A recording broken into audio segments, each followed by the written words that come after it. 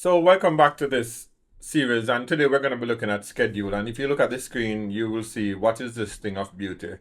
Uh, Project schedule, project managers always flash these Gantt chart. I remember the first time I saw one, I was super impressed with how it read, and I want to walk you through over the next three lessons the creation of a schedule, the tools that you use to do scheduling, and some tips and tricks and examples and template sharing to make you become the master of project scheduling. So let's dive right in. Introduction to project scheduling is what we're looking at today. Scheduling is a critical component affecting 85% of project success rate. And I believe that this actually it impacts almost 100% of project success, but it directly affects 85% according to this statistic. It organizes tasks, resources, timelines into an executable plan, and that's essentially what a schedule does. So we spoke about the WBS, which is the work breakdown structure, where you grab the scope and you try to dissect the scope in a way that you can define it. Now we're taking that a step further to break down that work breakdown structure into tasks that the teams can perform and saying when these tasks will happen and how long these tasks will take.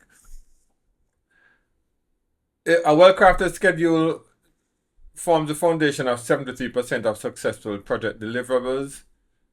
The numbers vary depending on where you got the statistics. They're going to vary, but none of these statistics, which are looking at it from two different points of view, is anything less than the 50%. So you absolutely have to respect that and pay attention to having a proper schedule. They enable teams to track progress against specific milestones and deadlines. Project schedules are super important, and we all know that that's a part of why you clicked on this. What is project scheduling? It's a time-based plan where you define when the tasks will be executed and when we're expected to complete them. It shows relationships between tasks. So if there are tasks that one has to happen before the other is able to happen, or there are opportunities where this can start, and once this one reaches 4 days in, the next one can start even before it's completed. Or this one has to be totally done before the next one can start. So a lot of those dependencies are things that you need to be aware of that they exist, and we're going to come up with some examples for demonstration purposes. Resource allocation, we're going to talk about assigning appropriate resources to specific activities. That's a part of what scheduling is all about. And there's a concept that is called the critical path.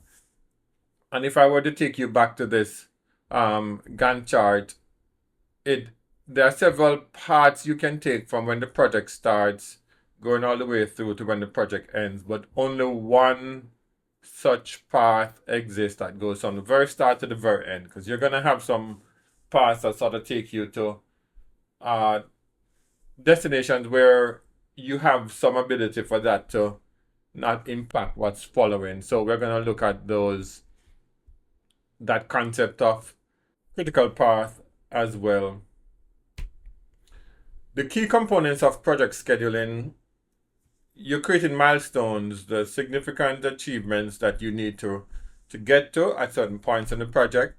You're assigning resources, you're estimating durations, and there's a 10 or 15% accuracy that's quoted here. And many of the PMP and PMI body of knowledge will speak to different percentage accuracy and how you can calculate this. But just bear in mind that there is always some amount of estimate when it comes to the duration. You want to consult the subject matter experts. You want them to give you the input. And again, you have to be careful as managers, project managers, when you're asking subject matter experts for duration. There is always a sort of protection mode that is engaged, where either they want to make sure, because when they hear the question, they hear how fast can you make this happen, and it is natural for somebody to want to either protect themselves by giving themselves more time than they think they will need so that they can deliver according to the plan, or they want to make you happy by giving you the glory best case scenario. Everything goes swimmingly, this will take 4 days. And the reality is that the reality falls somewhere in between those two extremes. So therefore, there is always some amount of estimation of accuracy. Task dependencies, we'll look at finish to start, start to start. We're going to talk through those in detail.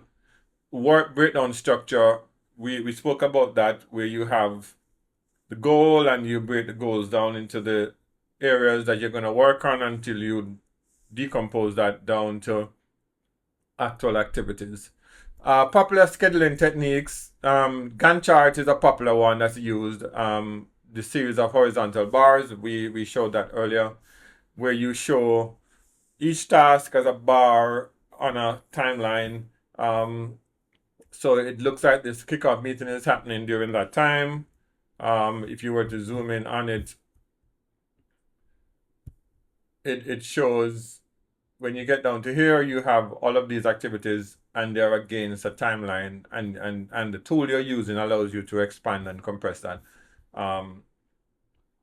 accordingly. So the critical path method identifies the sequence of critical tasks that determine the project end date. So you have a bunch of things happening, but this is dependent on the one before, this is dependent on this. There's a sequence of tasks that creates a line in time that becomes what dictates how long the project will take or how short the project can take. And we're going to talk about critical path.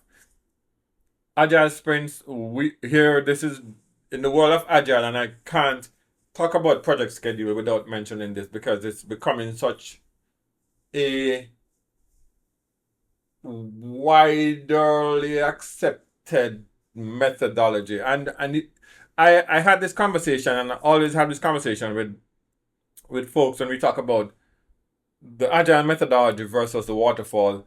And I'm always of the opinion, and I continue to be of that opinion, that even in the most waterfall nature projects where one thing leads to another and it leads to another, in the midst of that, you're doing Agile sprint. So it's good to understand that the Agile sprint is really where you identify deliverables in small blocks, and you say, hey, we're aiming for this in 2 weeks, and that becomes your focus, and you knock that out with the team. And you may have several of those as a part of a waterfall methodology. So they are not mutually exclusive, even though the way academics probably pitch that, they want to make it sound like you have to choose. You're either doing an Agile project or you're doing a waterfall project. And that's a different sort of conversation. Scheduling tools and software. Microsoft projects, if you are deep in schedules, doing massive schedules, Microsoft Projects is a great tool. It is a very heavy tool if you're just getting into the business of doing projects and project scheduling. It's the one I learned on, but I wouldn't necessarily start there. Jira is also preferred by 72% of software development team. Smartsheet, this is a growing enterprise platform. I'm a Smartsheet user, avid Smartsheet user, coming from utilizing Excel, Google Sheets. The natural transition to Smartsheet when I discovered it was just there. It empowers you so much more than just a spreadsheet. Asana, I put it here because I know people use Asana for scheduling. I love Asana for task management. It's great for managing the team and what the team is doing.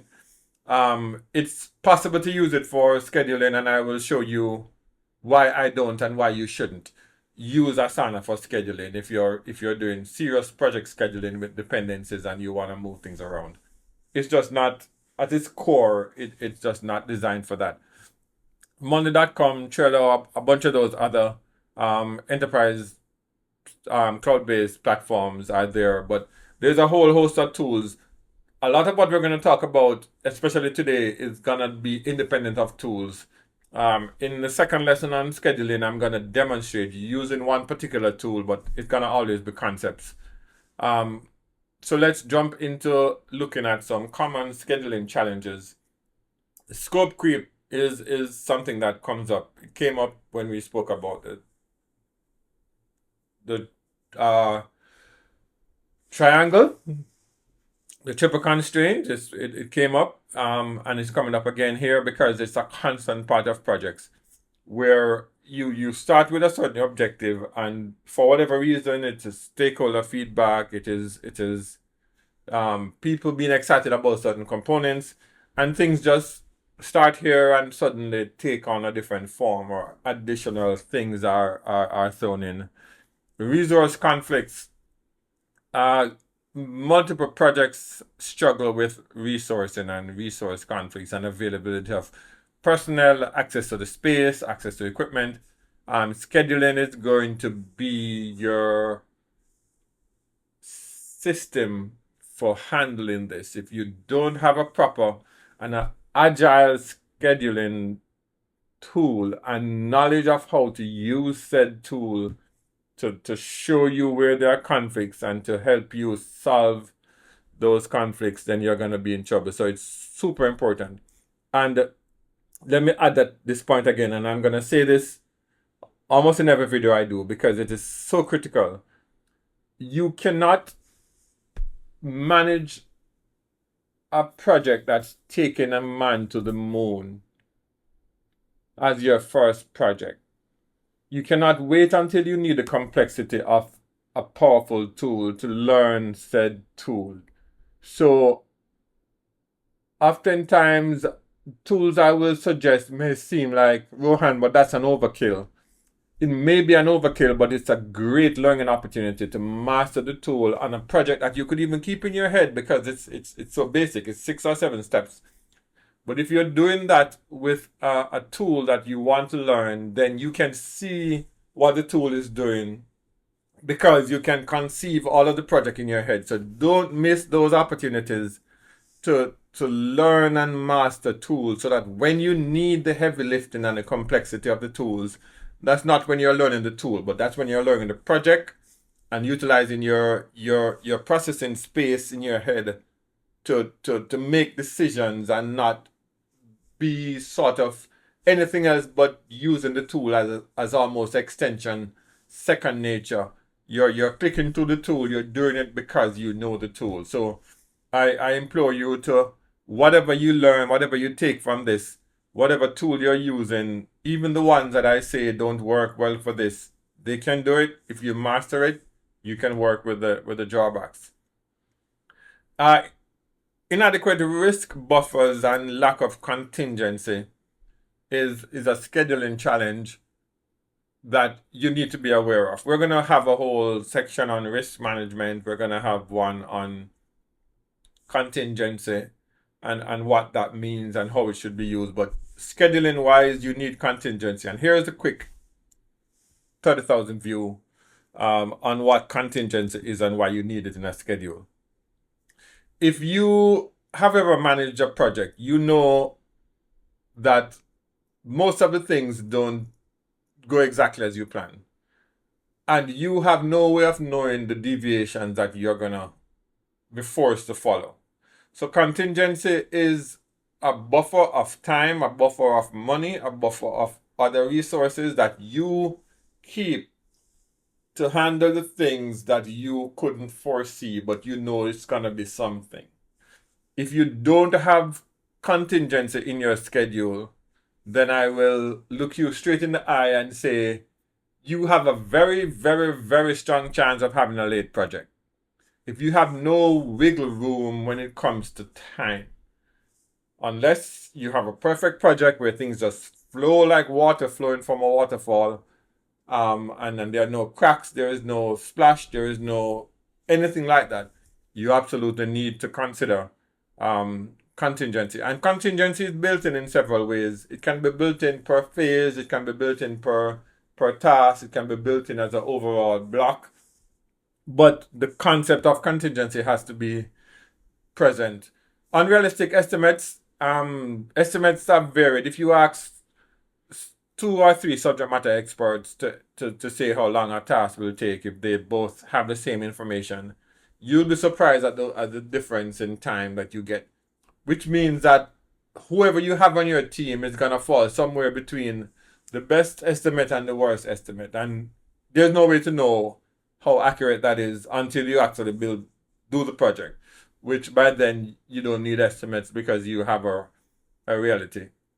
So these are common project challenges that are just going to help you and hurt you if you don't understand and utilize and lean on them and mitigate against them in a serious way. Best practices in project scheduling: stakeholder involvement, involve your stakeholders. Buffer inclusion, we spoke about that. Your schedule at the start of the project is a wish, is a dream, is a hope. The value of a schedule comes in when the schedule is maintained and updated and adjustments are made and impacts of adjustments are seen and incorporated in a principled way, right? So you absolutely have to make sure you're doing that. Resource balancing: you don't want to overwork teams, you don't want to over allocate resources, you want to prevent burnouts, you want to look at some of the major challenges that we have had on major projects in the past have to do with lack of foresight on when your key resources are just not going to be available. You absolutely have to treat resource availability, balance that with task, and if you know you need John Brown because John Brown is going to do this with 100% efficiency, high quality, and he's going to take him 10 days. If you bring somebody else in, it's going to take them 5 days to learn what to do and another 15 days to execute it, and then John Brown will come back and fix it in 4 days. So it makes sense for you to cherry pick those things and schedule them around your availability of resources. Very fundamental concept, and one that if ignored, it just costs you a boatload of time and quality and everything, right? So don't ignore that. And it may be rebutted by saying, hey, you got to give others a chance to develop and all that.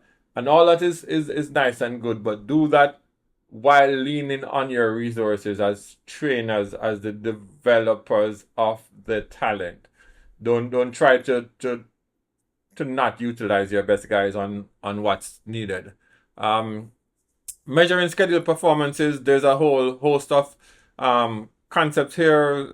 Schedule performance index, schedule variance, milestone completion rate, critical path variance, where you have statistics that you can look at, and this is really for the heavy lifters in scheduling in terms of how much time has passed, how much percentage we've completed, what is the variance in that? Are we above 1 or below 1 in terms of we are achieving less than we thought we would, or we're achieving more than we thought we would? There's a whole world that delves deeply in this, but I wanted to mention it as a concept for you to at least think about. So there's a lot that projects and project schedule impacts, and we absolutely have to spend time understanding the concepts of project scheduling, because if you're managing a project and you don't have a handle on your schedule, then you are heading on a path that is gonna be challenging, to say it nicely. So you be honest with yourself as a manager, as a project manager. Do you understand the concept of scheduling? Are you creating time at the beginning of a project to flesh out your schedule? Are you creating time during your project to update and maintain your schedule? Are you pushing your schedule with periodic updates to your team so they're working off the current schedule? Are you managing and monitoring your schedule and slippage and all of that? It's super important to do that. So that's as much as I want to get into today. As I said, this is going to be part 1 of 3 on scheduling. But I wanted to go through these concepts to have you understand some of the high level concepts of project management, scheduling, because it is a super important thing. So, as I always say, if you like the video, hit the like button. It helps to push this to more people. And speaking of pushing to more people, if there's somebody who you think in your organization who would benefit from hearing this, from learning this, go ahead and share this. And do not, the whole idea, one of the whole ideas behind this channel is to prepare us to become the smarter manager. So you are always doing more and learning more than you need to execute where you are, but it's where you can go. And there is zero debate as to the value and the impact that project managers will have on organizations. So it's a priceless skill, and project managers live in every single industry. So whatever your industry is, project management skills are going to be useful because you're going to find yourself managing projects. So until next time, continue to like and subscribe and continue to share, and we will follow up on the next lesson in scheduling. All right, have a good one.